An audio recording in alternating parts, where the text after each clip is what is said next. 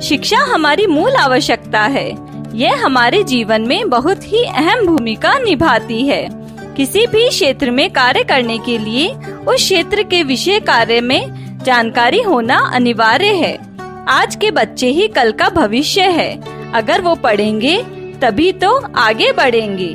पढ़े लिखे नागरिक ही किसी भी देश की सबसे बड़ी पूंजी होते हैं, क्योंकि वह अपनी शिक्षा और सूझबूझ के बल पर देश को प्रगति के पथ पर ले जा सकते हैं। अगर शिक्षा नहीं होगी तो कोई काम भी न होगा।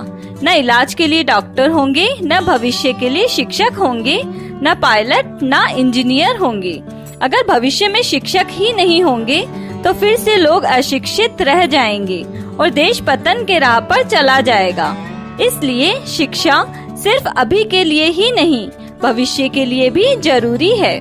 जीवन में सफलता प्राप्त करने और कुछ अलग करने के लिए शिक्षा सभी के लिए एक बहुत महत्वपूर्ण साधन है।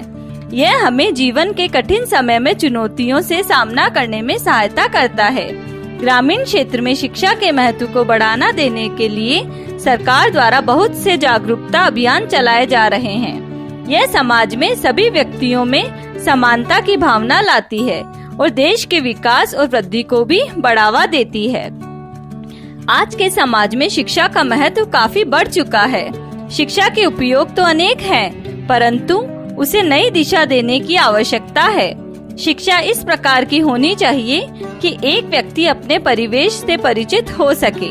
शिक्षा हम सभी के उज्जवल भविष्य के लिए एक बहुत ही आवश्यक साधन है। हम अपने जीवन में शिक्षा के इस साधन का उपयोग करके कुछ भी अच्छा प्राप्त कर सकते हैं। शिक्षा का उच्च स्तर लोगों की सामाजिक और पारिवारिक सम्मान तथा एक अलग पहचान बनाने में मदद करता है। शिक्षा का समय सभी के लिए सामाजिक और व्यक्तिगत रूप से बहुत महत्वपूर्ण होता है। यही कारण है कि शिक्षा हमारे जीवन में इतना महत्व रखती है। शिक्षा हर देश का एक महत्वपूर्ण अंग है। बिना शिक्षा के कोई भी देश तरक्की नहीं कर सकता।